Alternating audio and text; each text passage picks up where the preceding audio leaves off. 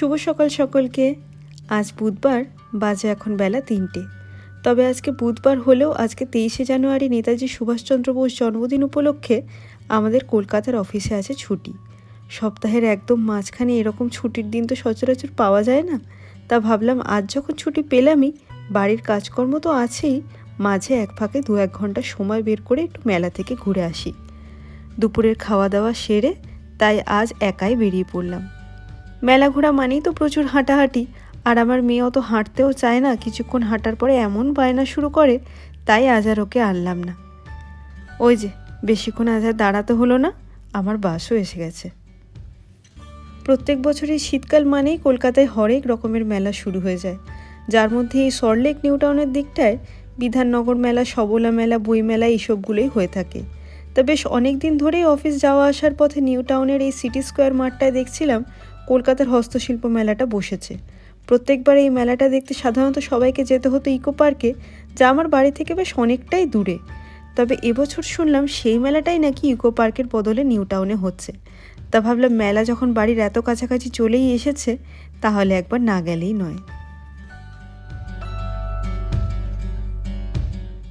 এই যে পৌঁছে গেছি নিউ টাউন বাস স্টপে। এখান থেকে হাঁটা পথে আর মাত্র ৩-৪ মিনিট গেলেই মেলা প্রাঙ্গণ। কত বছর পর যে রাস্তা দিয়ে হেঁটে হেঁটে যাচ্ছি তা বলার নয়। তবে রাস্তাঘাট এখানে এখন এত সুন্দর করে দিয়েছে, চওড়া রাস্তা, পাশে সার্ভিস লেন, ফুটপাত, সুন্দর একবারে ঝাঁ চকচকে ব্যাপার স্যাপার। নিজেদের গাড়ি থাকলে গাড়ি নিয়েও এখানে আসা যাবে, তবে আমার তো বাড়িতে গাড়ি থেকেও লাভ হয় না, চালাতে পারি না, জন্য বাস অটো রিক্সাই আমার ভরসা। সামনে মেন রোডে ওই যে দূরে ফ্লাইওভারটা দেখা যাচ্ছে, ওটা পার হয়ে প্রায় 7 থেকে 10 মিনিট মতো গাড়িতে করে গেলেই আমার অফিস। তবে আজ আর ওদিকে যাওয়ার নেই। সামনেই বাঁ হাতে সেন্ট্রাল মল, আর সামনে এই যে বড় মাঠটা, তারই নাম এখন সিটি স্কোয়ার গ্রাউন্ড। সেখানেই বসেছে এই হস্তশিল্প মেলা। এই যে প্রায় এসেই পড়েছি। সামনেই বাঁদিকের মোড়টা ঘুরলেই সামনে বড় করে মেলার গেট।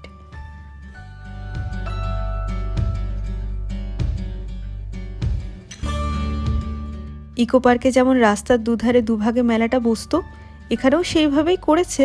তবে এটা ঠিক কথাই, এই মাঠ তুলনামূলকভাবে ওখানের থেকে বেশ অনেকটাই ছোট। আর ওই যে সামনে সোজা আমাদের বহু পরিচিত সেই হস্তশিল্প মেলার গেট। তবে আসার সময় একটা জিনিস লক্ষ্য করলাম, যে সার্ভিস লেন ধরে বাঁদিকের রাস্তায় আমি হেঁটে ঢুকলাম, গাড়ি কিন্তু সেই পথে ঢুকতে দিচ্ছে না। তবে সোজা গিয়ে মেলার পেছন দিয়ে ঘুরে পার্কিংয়ের আসার ব্যবস্থা করা আছে। আর এই যে মেলার রাস্তায় ঢুকেই বাঁ হাতে বসেছে লাইন দিয়ে সব বাঁশ আর বেতের তৈরি ছোট বড় মাঝারি নানান নিত্য প্রয়োজনীয় আর ঘর সাজানোর জিনিসের দোকান। প্রত্যেক বছর মেলায় এসে এই জিনিসগুলো আমার বড্ড মন কাড়ে। এই লম্বা ল্যাম্পশেডগুলো কোনোটা ১,৫০০, কোনোটা ২,০০০, কোনোটা আবার ৩,৫০০, নানান দামের রয়েছে। যত নিখুঁত কাজ সেই অনুযায়ী দাম। আর এই মুখোশগুলো কি অসাধারণ দেখতে লাগছে, দেখো কি অপূর্ব হাতের কাজ।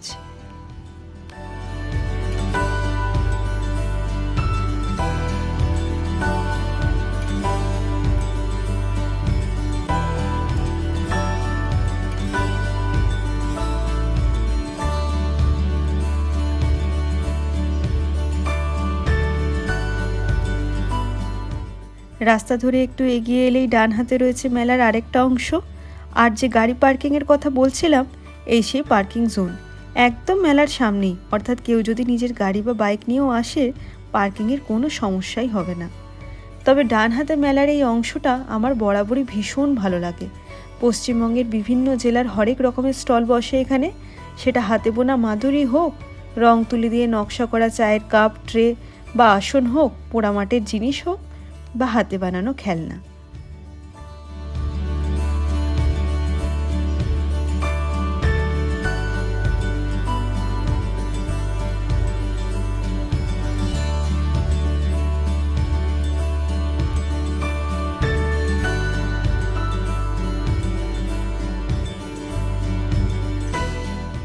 মেলায় টুকটাক এদিক ওদিক বিভিন্ন জিনিস দেখতে দেখতে এই ছোট্ট ছোট্ট হাতে নকশা করা কাঠের স্ট্যান্ডগুলোর দিকে নজর গেল। চায়ের বা দুধের কাপ, জলের গ্লাস রাখার জন্য বেশ সুন্দর, নিজেরাও ব্যবহার করা যাবে, আবার বাড়িতে কেউ এলে তাকেও এটার উপরে চা কফি দিলে বেশ শৌখিন দেখতে লাগবে। মেলায় এসে প্রথমে একটা জিনিস যখন মনে ধরেইছে, দরদাম করে আজকে 2-3টে বাড়ি নিয়েই যাব। বাড়ি থেকে বেরোলেই যে কথাটা সব সময় আমার মাথায় ঘুরঘুর করে তা হলো বাড়ি ফেরার সময় মেয়েটার জন্য যাতে হাতে করে কিছু নিয়ে যেতে পারি। কোথাও ওকে নিয়ে বেরোলে সাধারণত চকলেট বেলুন এগুলোই কিনে দিই, কিন্তু আজ ওসব আর নেব না, নেব একটা ডুগডুগি। ওর অনেক রকমের খেলনা আছে, তবে এরকম ডুগডুগি নেই, তাই ভাবছি ছোট করে আজকে একটা ডুগডুগি বরং কিনে নিয়ে যাই।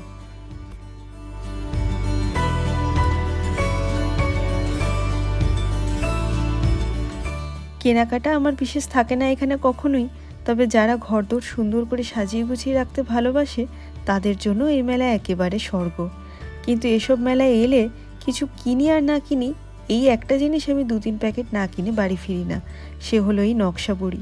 অনেকে এগুলো গয়না বড়িও বলে থাকে, ভীষণ ভালো লাগে এগুলো ভাজা খেতে।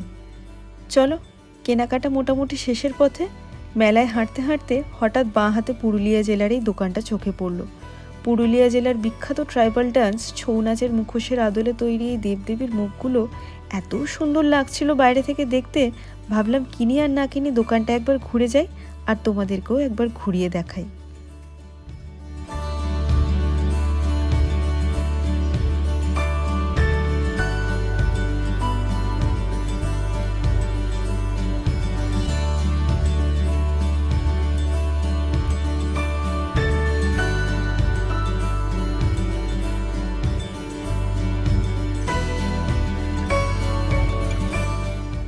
মেলায় এলে এটা সেটা দেখতে দেখতে কোথা দিয়ে যে সময় পার হয়ে যায় বোঝাই যায় না। এসেছি সেই কখন, প্রায় আধ ঘন্টা থেকে 40 মিনিট হয়ে গেল, এখনও ঘুরে যাচ্ছি। আর কেনাকাটার মধ্যে কিনেছি ওই 2-3 রকমের জিনিস। তবে খুব একটা আর দেরি করব না, বেলা বাড়ার সাথে সাথে এদিকে ভিড়ও বাড়ছে। এবার ধীরে ধীরে বেরোনোর পথ নেব। বেতের তৈরি এই চেয়ারগুলো কি সুন্দর দেখতে লাগছে দেখো। যাদের নিজেদের বাড়ি আছে, বাইরে অনেকটা আউটডোর বসার ব্যবস্থা রয়েছে, সেসব জায়গায় এই চেয়ারগুলো কিন্তু বেশ লাগবে। মেলার যে দিক দিয়ে এখন বেরোবো সেটা হলো গিয়ে নিউ টাউন ফুটপাথের সাইড। অনেক মাস আগে তোমাদের সাথে একটা ভিডিওতে শেয়ার করেছিলাম এই নিউ টাউন ফুড ট্রাকের গল্প, সেদিক দিয়ে মেলার আরেকটা গেট করা আছে। তবে এখান থেকে বেরিয়ে আর কিছু খাওয়া দাওয়া করব না, আসার আগে লাঞ্চ করেই এসেছি, তাই এবারে সোজা বাড়ি। তবে এদিকটাতেও দেখছি আরও অনেক কটা স্টল আছে, পাপোস কার্পেটের স্টল, ওয়াল হ্যাঙ্গিং পেন্টিংয়ের স্টল, আরও কত কি, বাচ্চাদের খেলনা, খাওয়া দাওয়া ইত্যাদি।